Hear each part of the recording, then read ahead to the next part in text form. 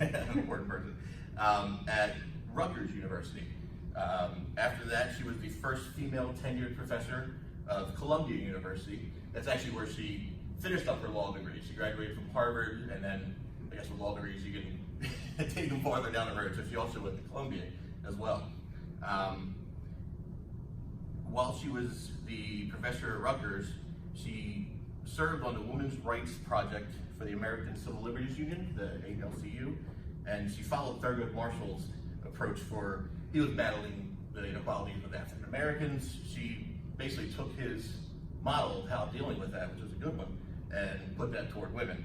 So during that time, she actually had 6 times that she went on to actually battle the Supreme Court. She's a Supreme Court judge herself right now, but at the time she was battling the Supreme Court to remove laws. Some of these laws were so archaic that, you won't even believe this, that in some states, actually the majority of the states back then, it was legal for an employee or employer to fire you if you became pregnant. So basically they were just like, boom, you know what I mean? So that was one of the ones that she championed. She also had her first oral argument in front of the Supreme Court, and this is where she goes and tells her story of this. It's the case was Fontero versus Richardson. It basically involved an Air Force lieutenant, a female, and she wasn't able to get the same housing stipend or whatever that the male has got.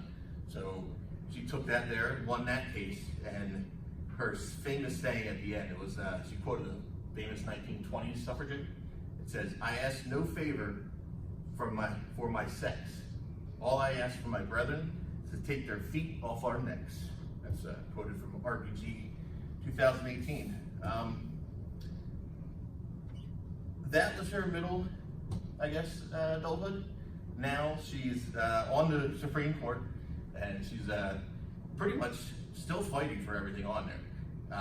In 1996, she was awarded the American Bar Association's Thurgood Marshall Award for her contributions to gender inequality. Basically, Ruth Bader Ginsburg, she grew up in a time where women weren't treated as equals. Her dealings with sexual discrimination throughout her life would make her fight forward and break down those barriers where it was helping her out, but also helping out pretty much every other woman on the planet. I firmly believe her accomplishments changed the society for the better, and that's why I refer to her as the notorious RBG. Good.